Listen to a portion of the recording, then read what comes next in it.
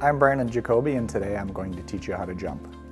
So when it comes to jumping, the equipment itself is a consideration. Depending on the distance and the range that you're jumping, like how close the cue ball is to your object ball and how far the object ball is from the cue ball, really is determined by the piece of equipment. So on the different jump cues, we have videos that go into more details about the various jump cues. But the Nano is for the very close range, the Jumper is for ball and a half to a mid-range table, and the Extreme gives you the most range on the table. If you're brand new to jumping, this is your best option to start, and I'm going to use this to show you how to jump. The technique I'm going to first show you how to use is what's called a dart technique, where you use your thumb and your index finger, just like you'd hold a dart to throw a dart at a dartboard, where we grip it here, and we basically are almost throwing it at the cue ball. So the easiest way to start to jump is, instead of using a cue ball, use a stripe ball. Because if I set this stripe on its side, it gives me a visual reference of where to aim. So right where this seam, where the stripe comes to the white of the ball, is where, for most jump shots, is where you're going to want to aim to. The other thing is we're going to start by placing this ball really close to the rail, okay? So it's a lot easier to bridge a lot taller. When you do a dart stroke or most jump shots, you will be using an open bridge, meaning that you're setting the jump cue on your hand like this. It's really important that your bridge is nice and tall. By setting the ball close to the rail, it allows you to bridge extra high. You don't want to bridge up close to the ball. You want to get as much distance between your bridge hand and the cue ball as possible. So they kind of give you some idea of how that works, as if there's a nail sticking out of a board and this is a hammer, and I start with the hammer here to pound in that nail, versus if I come back here and I swing, I'm getting a lot more power and acceleration from back here. It's the same thing with the jump shot. So you want to bridge nice and tall, because if I have 6-8 inches between here and the ball, there's a lot of room to accelerate. If I'm bridged up close to the ball like this, I only have 2 inches to accelerate. So the farther you bridge back, the more power you're going to get. So we're going to start by grabbing this finger groove with your thumb and your index finger, so just like holding a dart.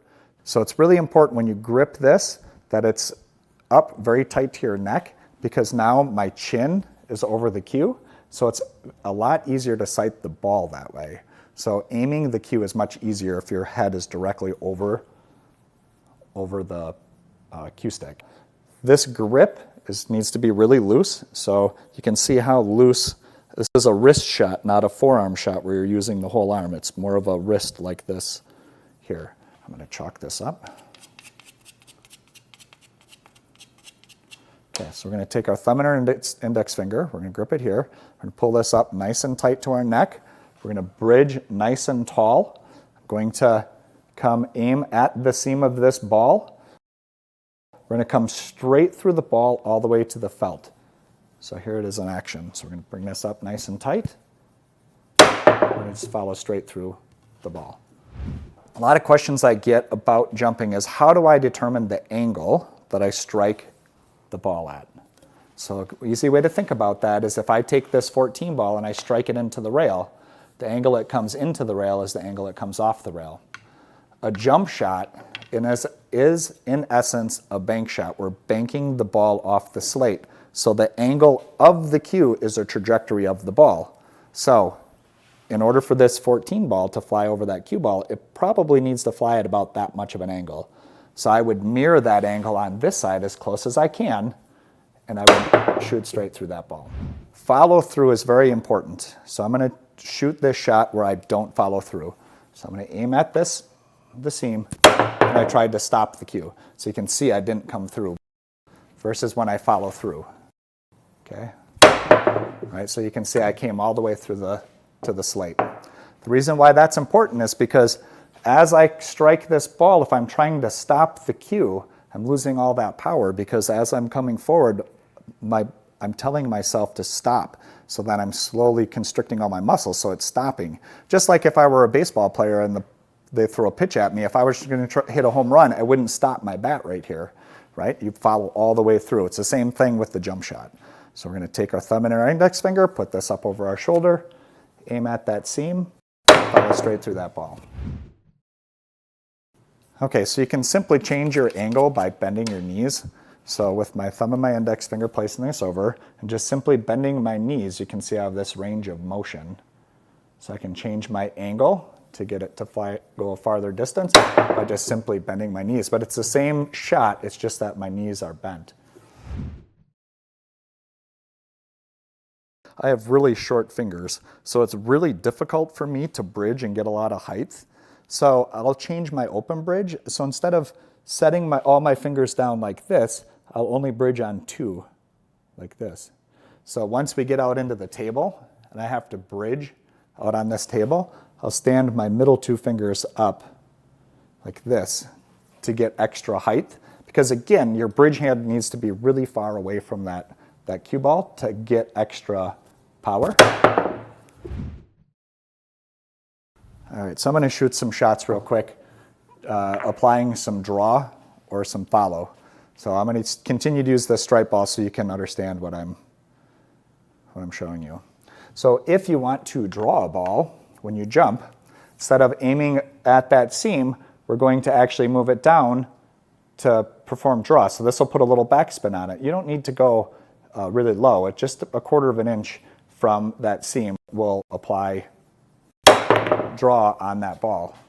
Versus if I want to follow that or put topspin on it, I would go above that line. So aiming at this point, I'm just going to go slightly above that seam, and it'll put forward spin on the ball. All right, a couple other quick practice tips. If you have a table at home or your table at your pool room and you don't want to damage your felt, you can jump off of a scrap piece of felt, right? So you can place the ball on the felt and jump. I'll just shoot one real quick.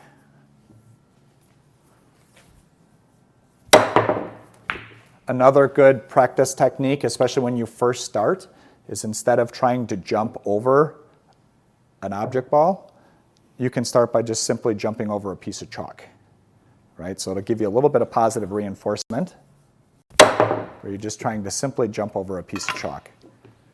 And then as you improve, then you can switch and move to an object ball and jump that.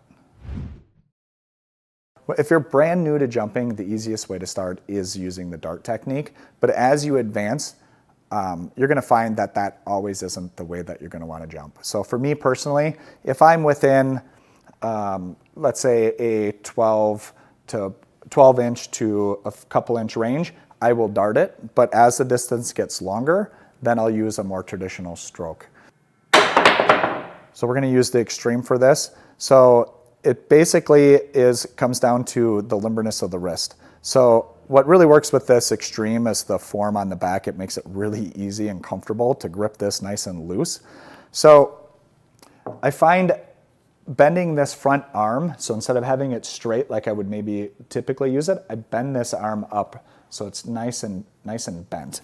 And then when I grab it on the back side, I'm grabbing this nice and loose. So this is extremely loose. All right, now my contact point on the cue ball is the same. So I'm going to use a stripe ball so you can see that point. So I'm going to still aim at that seam of that ball. And I'm going to keep this nice and loose. And just like when I dart it, I'm going to follow straight through, but instead of my wrist being loose when I'm darting it, my wrist is nice and loose in my backside. So I'm going to, so you can see I still followed through the same, but being really loose in the back helps with that.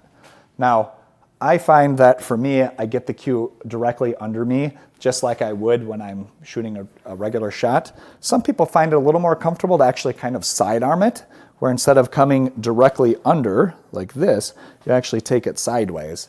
So I'm going to shoot one where I'm shooting it sideways, right? So it's a little bit easier to get an angle on the cue, but I'm also pushing my head so I'm up over the shaft of the cue. So I'm still aiming the same as what I normally would,